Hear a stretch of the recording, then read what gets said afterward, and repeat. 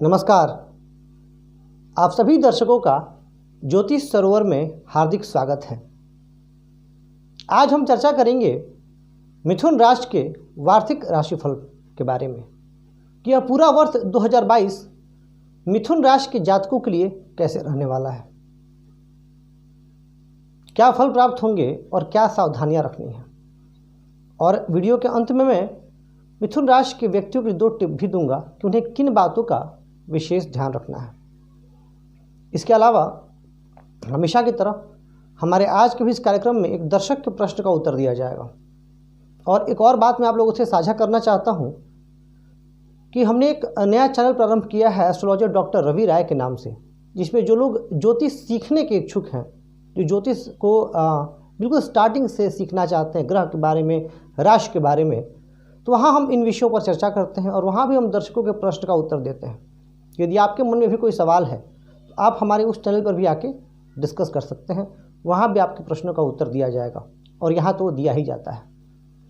आइए चर्चा प्रारंभ करते हैं। देखिए, मिथुन राशि एक द्विस्वभाव राशि है और अमूमन यदि लग्न पर विशेष शुभ ग्रहों का प्रभाव नहीं हुआ तो मिथुन राशि के जातक थोड़ी फिकल माइंडेड होते हैं। हालांकि टैलेंटेड बहुत होते हैं, कई सारे काम ये कर सकते हैं, लेकिन स्थिरता की थोड़ी सी कमी होती है। ऐसा मिथुन राशि के जातकों में पाया जाता है क्योंकि यह एक द्विस्वभाव राशि है। अब इस द्विस्वभाव राशि के जातकों के लिए वर्ष 2022 क्या कुछ लेकर के आया है, तो बहुत अच्छा समय आ रहा है। अगर मैं कहूँ तो इसमें कोई अतिशयोक्ति नहीं होगी। हालांकि ये राशिफल चंद्र राशि पर आधारित है और बहुत सारे फैक्टर्स मिलकर के काम करते हैं। राशिफल गोचर में ग्रहों की क्या स्थिति है, यह ट्रांजिट ऑफ प्लैनेट्स के हिसाब से हम बताते हैं। इसके अलावा आपकी महादशा और अंतर्दशा किन ग्रहों की चल रही है, इसका भी एक बड़ा व्यापक प्रभाव पड़ता है, तो हमें इस बात का भी ध्यान रखना चाहिए।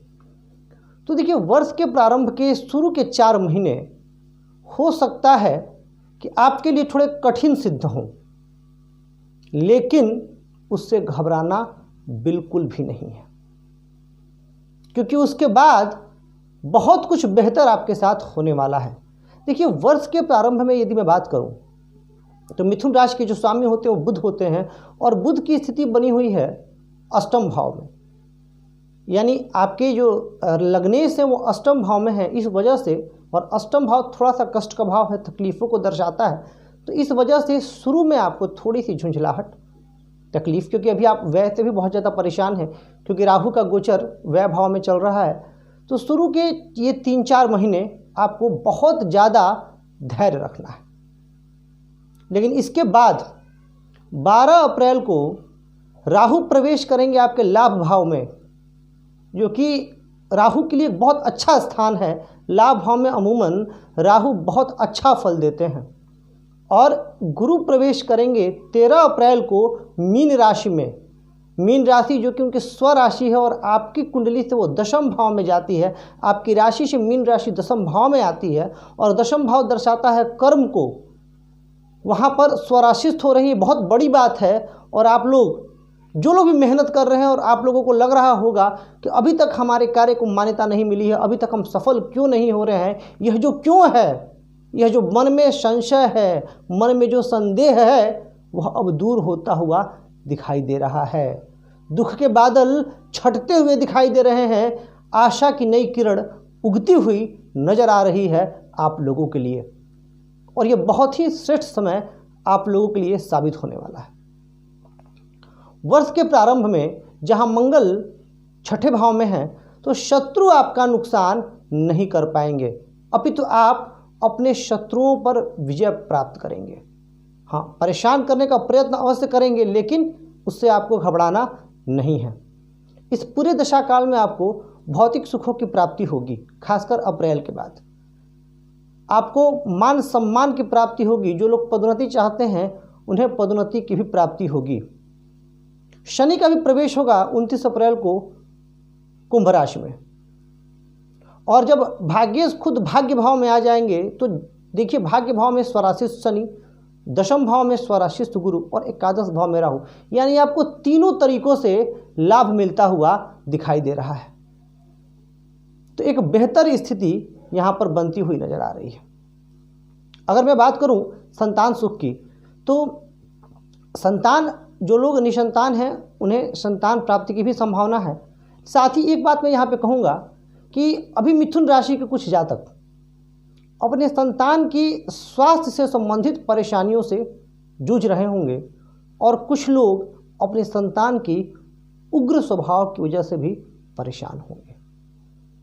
ये स्थिति भी जब गुरु एकादश भाव में जब गुरु का गोचर आएगा तो ये स्थिति भी बहुत हद तक बदलेगी। मिथुन राशि के जातक जो भूमि भवन वाहन में निवेश करना चाहते हैं उनके लिए उपयुक्त समय जून से अगस्त तक का है। जून से अगस्त के बीच में वो निवेश कर सकते हैं। यदि मैं बात करूं दाम्पत्य सुख की मिथुन राशि के जातकों की, तो वर्ष के प्रारंभ से सूर्य और शुक्र दोनों की युति सप्तम भाव में लगी हुई है।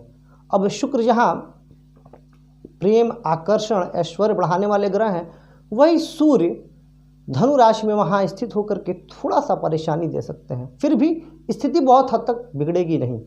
जो लोग पूर्व से परेशान हैं, जो लोग जिनके मुकदमे चल रहे हैं, जो लोग चाहते हैं कि उनके मुकदमों जो लोग डिवोर्स देना चाहते हैं, उनके लिए स्थिति यहाँ पर अनुकूल बनती हुई दिख रही है। और ये इस बात को इसलिए लाना पड़ा क्योंकि कई बार ये प्रश्न आ जाता है। हालांकि मुझे बहुत दुख होता है जब मैं घरों को टूटते हुए देखता हूँ, तो बहुत पीड़ा होती है और मैं ईश्वर से यही प्रार्थना करता हूँ इनका घर बच जाए। लेकिन कई बार प्रश्न ही ऐसे आ जाते हैं और लोग मैसेज करके बोलते हैं गुरु जी आप इस चीज़ को भी शामिल कीजिए, तो मुझे करना पड़ता है। प्रयास कीजिए बैठ करके बात करने का, सामंजस्य स्थापित करने का, अगर वो हो सके तो बेहतर। इसके अतिरिक्त विद्यार्थी वर्ग जो प्रतियोगी परीक्षाओं की तैयारी कर रहे हैं उनके लिए बड़ा अनुकूल समय है। देखिए मिथुन राशि के जातकों के साथ एक चीज़ जो होती है वो ये है कि इनके भाग्येश शनि होते हैं। तो जब शनि भाग्येश बनते हैं तो भाग्य का जो साथ है वो थोड़ा विलंब से मिलता है, बहुत जल्दी नहीं मिलता है। आपको यहाँ पर इन जातकों को आवश्यकता होती है बहुत ज़्यादा धैर्य रखने की।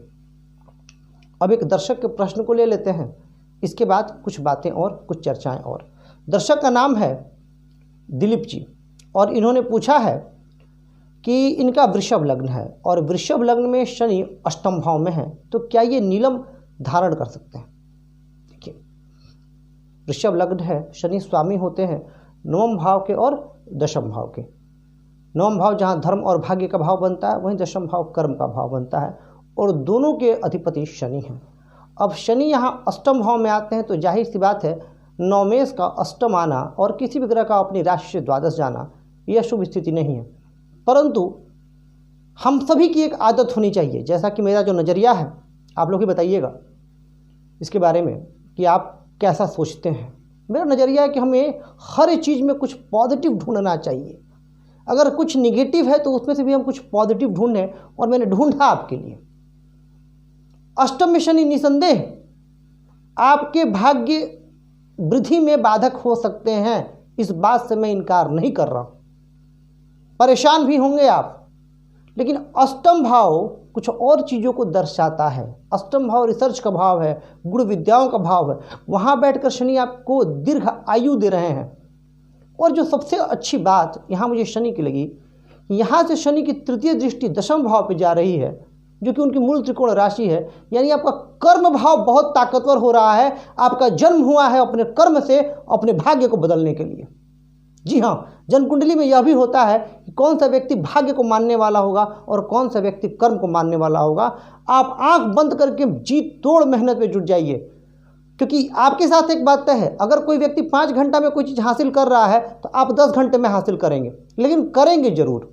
यहाँ आप नीलम धारण मत कीजिए, भाग्य में और रुकावट होगा। यहाँ पर आप भगवान शिव और हनुमान जी की शरण में जाइए और फिर देखिए आप, और लगातार इस उपाय को आप कुछ दिन तक कीजिए, आपके जीवन में बहुत परिवर्तन आएगा। आगे बढ़ते हैं, बात हम मिथुन राशि की कर रहे थे। देखिए मिथुन राशि के जातकों के लिए यह वर्ष कई नवीन अवसरों को लेकर के आया है। मिथुन राशि के जातक जो लोग विदेश जाना चाहते हैं उनके लिए भी विदेश जाने का मार्ग प्रशस्त होगा। अगर कोई व्यवसाय करना चाहते हैं तो भी आपको व्यवसाय के मार्ग की तरफ दिशा मिलेगी। मैंने वीडियो की शुरुआत में कहा था कि मैं 2 टिप दूंगा आपको कि आपको इस पूरे वर्ष किन 2 चीज़ों से बचना है। तो पहला ये कि आपको फिकल माइंडेड बिल्कुल भी नहीं होना है। आप जो कर रहे हैं उसी कर्म में पूरे मनोयोग से जुट जाइए, आपको लाभ मिलेगा। और दूसरा,